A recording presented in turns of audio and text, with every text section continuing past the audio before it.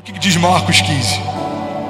De manhã bem cedo, os chefes dos sacerdotes, com os líderes religiosos, os mestres da lei e todo o sinédrio, chegaram a uma decisão. Amarrando Jesus, levaram-no e o entregaram a Pilatos. Você é o rei dos judeus? Perguntou-lhes Pilatos. Tu o dizes, respondeu Jesus. Os chefes dos sacerdotes o acusavam de muitas coisas. Então Pilatos lhe perguntou novamente: você não vai responder? Veja de quantas coisas acusam você. Jesus, porém, nada respondeu. De modo que Pilatos ficou impressionado, e por ocasião da festa era costume soltar um prisioneiro que o povo pedisse. Um homem chamado Barrabás estava na prisão com os rebeldes que haviam cometido assassinato durante uma rebelião. A multidão chegou e pediu a Pilatos que lhes fizesse o que costumava fazer. Vocês querem que eu solte o rei dos judeus? Perguntou Pilatos, porque ele sabia que fora por inveja que os chefes dos sacerdotes lhe haviam entregado Jesus. No entanto, os chefes dos sacerdotes incitaram a multidão a pedir que Pilatos, ao contrário, soltasse Barrabás. Então o que farei com aquele a quem vocês chamam rei dos judeus? Perguntou Pilato. Crucifica-o, gritaram eles. Por quê? Que tipo de crime ele cometeu? Perguntou Pilatos. Eles, porém, gritavam ainda mais alto: crucifica-o. Desejando agradar a multidão, Pilatos soltou Barrabás e mandou açoitar Jesus e o entregou para ser crucificado. Os soldados levaram Jesus para dentro do palácio, isso é, ao pretório, e reuniram toda a tropa. Vestiram com um manto púrpura e depois teceram uma coroa de espinhos e a colocaram nele e começaram a saudá-lo, dizendo: saudações, rei dos judeus. Batiam-lhe com uma vara na cabeça e cuspiam nele. Ajoelhavam-se e prestavam-lhe a adoração. Depois de terem zombado dele, tiraram-lhe o manto púrpura e o vestiram com as suas próprias roupas. Em seguida, levaram-no para fora a fim de crucificá-lo. Certo homem de Cirene, chamado Simão, pai de Alexandre e de Rufo, que passava por ali, chegando do campo, foi forçado a carregar a cruz.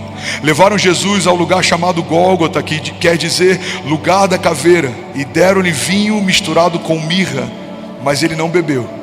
Então o crucificaram, dividiram as roupas dele, lançando sortes para saber o que cada um ficaria. Eram 9 horas da manhã quando o crucificaram, assim como constava a inscrição de acusação contra ele: o rei dos judeus. Com ele crucificaram 2 ladrões, um à sua direita e outro à sua esquerda. E os que passavam lançavam-lhe insultos, balançando a cabeça e dizendo: ora, você que constrói o templo e o reedifica em 3 dias, salva-se a ti mesmo e desça da cruz. Da mesma forma, os reis dos sacerdotes e os mestres da lei zombavam dele dentre si. Salvou a outros, diziam, mas não é capaz de salvar a si mesmo. Que o Cristo, o Rei de Israel, desça agora da cruz, para que vejamos e creiamos.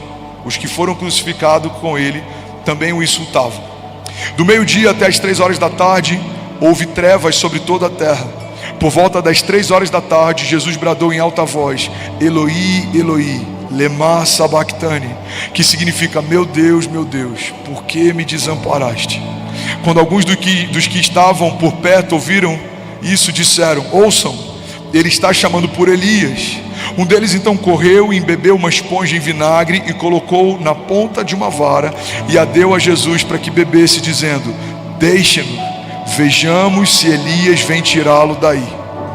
Jesus, porém, com um alto brado expirou. Então o véu do templo rasgou-se em 2 partes, de alto a baixo.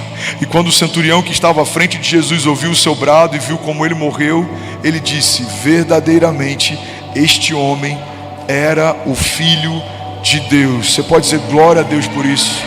Você pode celebrar Jesus no seu lugar. Aleluia.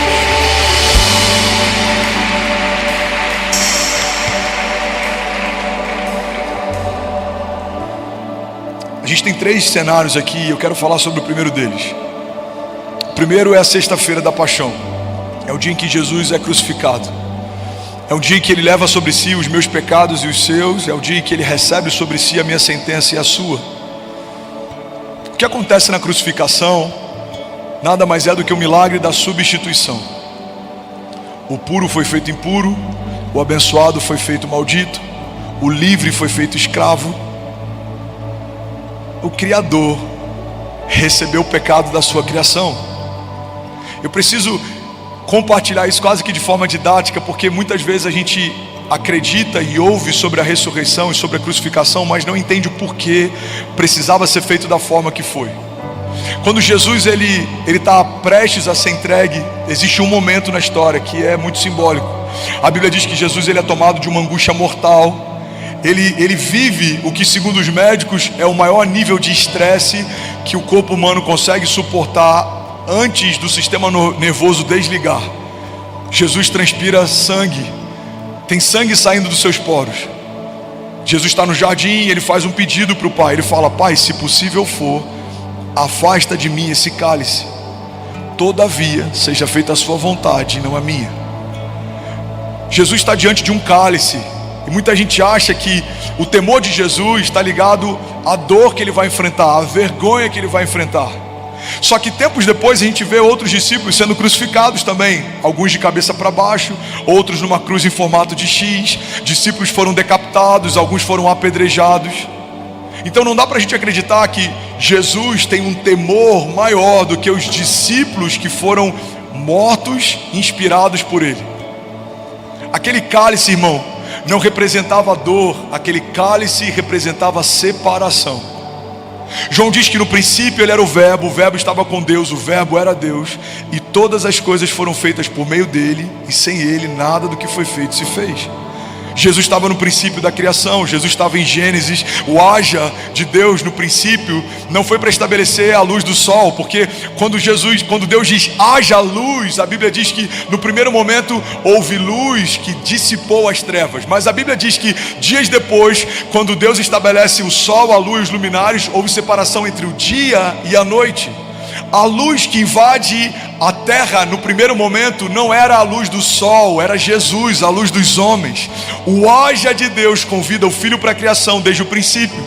Ele estava no princípio, ele estava no jardim, ele estava no deserto, ele estava durante toda a história. Então, quando Jesus vê aquele cálice, ele vê algo que nunca havia acontecido na história, desde a eternidade passada até aquele momento. Pela primeira vez, o Filho deixaria de ser filho e deixaria de ter acesso ao Pai. É por isso que em toda a história bíblica a gente vê ele chamando Deus de Pai. Dizem que ele é bom, ele fala: não, bom é o Pai. Ele fala: eu só falo o que eu ouvi o meu Pai falar, eu só faço o que eu vi o meu Pai fazer. Mas quando ele está na cruz, pela primeira vez a gente vê Jesus não chamando mais Deus de Pai, a gente vê Jesus chamando Deus de Deus. Ele fala: Deus meu, por que me desamparaste? Irmão, quando Jesus recebe o meu pecado e o seu, isso gera afastamento entre ele e o Pai pela primeira vez. O temor de Jesus não era na cruz ou na dor, o temor de Jesus era de não ser um com o Pai pela primeira vez. Irmão, João 3,16 é a maior declaração de amor que a gente já leu. João 3,16 diz que porque Deus amou o mundo de tal maneira, ele entregou o seu único filho. Eu gosto de dizer na versão atualizada dos incendiários que porque Deus amou você de tal maneira que ele aceitou a ideia de abrir mão de Jesus por alguns dias, mas ele não aceitou a ideia de abrir mão de você para sempre. Então o Filho de Deus se torna pecado para que todos os pecadores pudessem ser feitos filhos de Deus. Naquela cruz algo acontece, e é muito mais poderoso do que a morte do homem Jesus. Naquela cruz, o nosso pecado foi transferido para ele, a nossa escrita de dívida foi paga. Naquela cruz houve uma substituição. Ele tomou o meu lugar, aquela cruz era minha, aquela coroa de espinhos era minha, aquela humilhação era minha. Então ele paga o preço. Por que Deus não poupa Jesus da sentença, como fez com Abraão?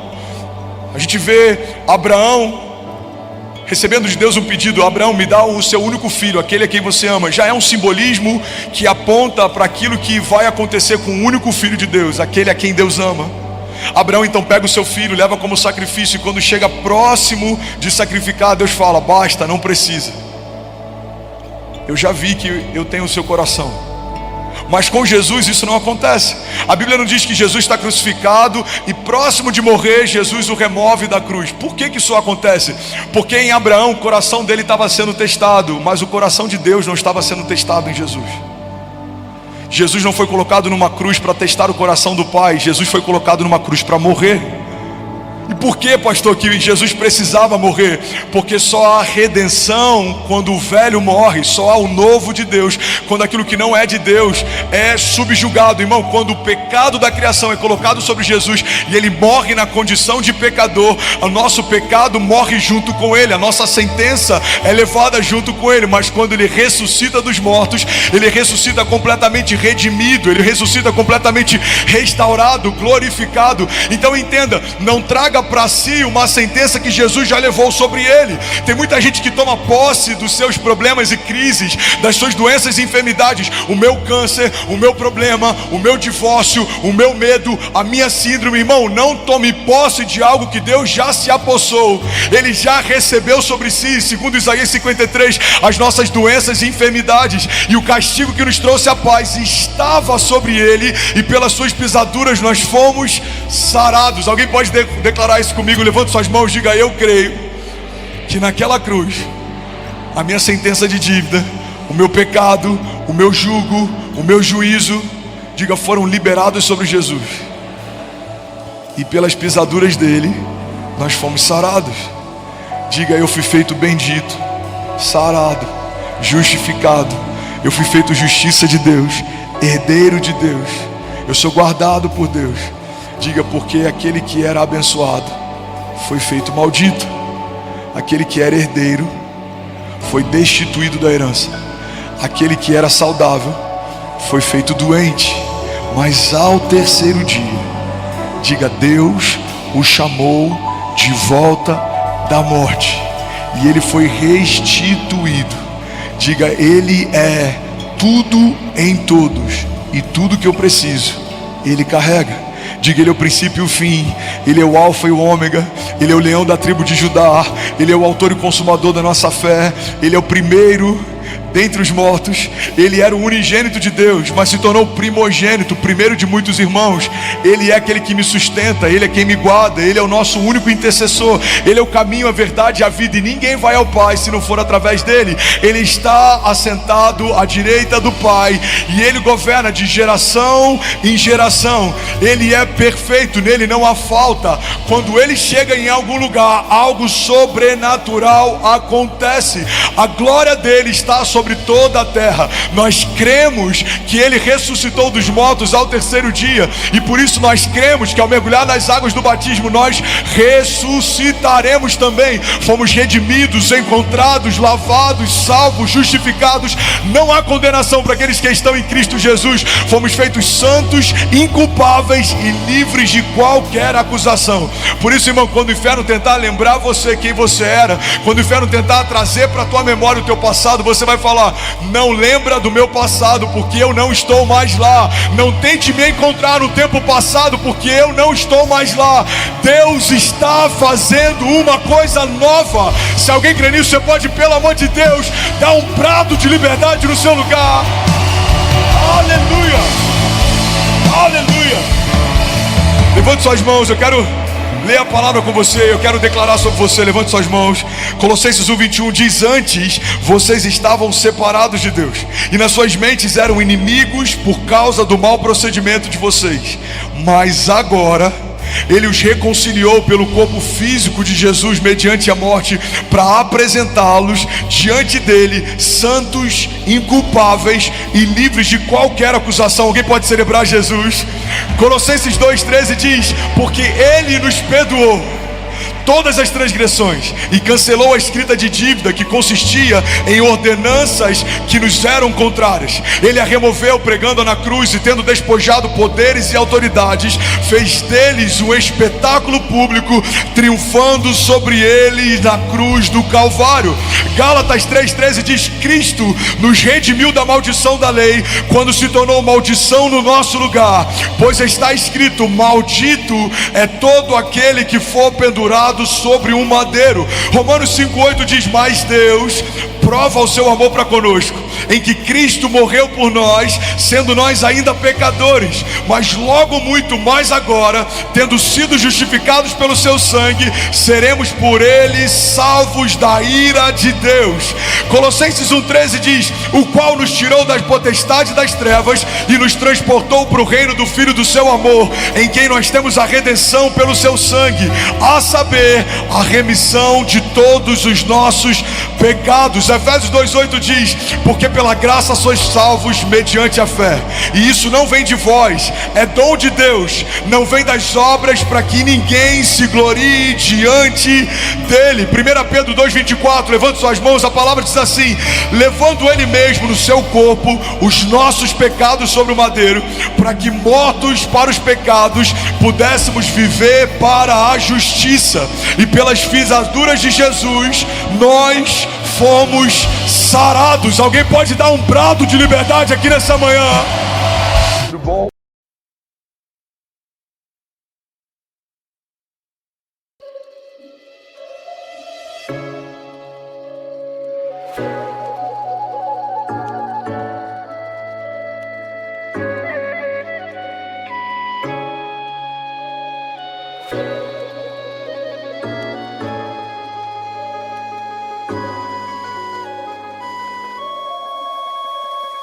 Hãy cho ta mong cầu để ngày sau ta gặp nhau, trao cho ta miếng trầu, trao hết tình duyên này.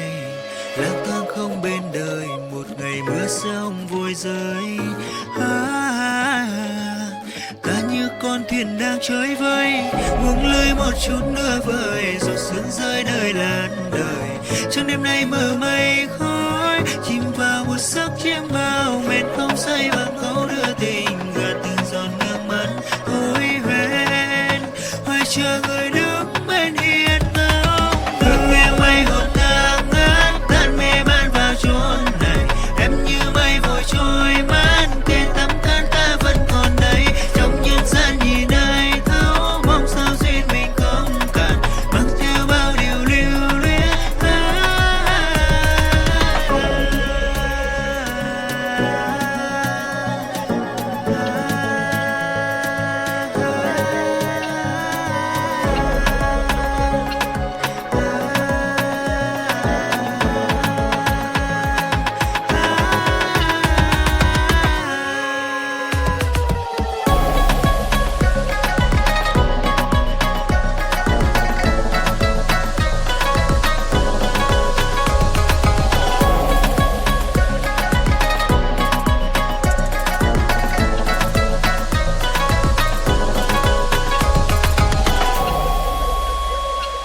Lang thang không bên đời, một ngày mưa sông vội rơi.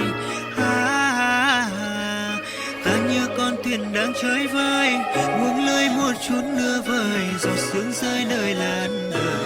Trong đêm nay mờ mây khói, chìm vào một giấc chiêm bao, mệt không say bằng câu đưa tình, gạt từng giọt nước mắt hối hẹn.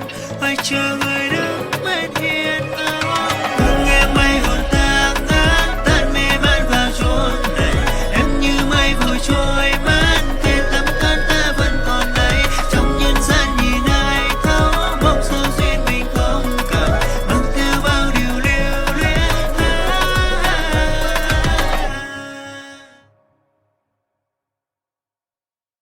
Você acabou de assistir uma mensagem aqui do nosso canal. Eu tenho certeza que ela te edificou e que ela vai gerar algo novo em você. E a gente separou mais 2 vídeos. Eu quero deixar essas indicações aqui para você continuar queimando com Jesus. E eu quero muito te fazer um pedido também. Se essa mensagem te edificou, comenta aqui embaixo, segue o canal, me ajuda a compartilhar para que mais pessoas sejam tocadas também. Deus te abençoe.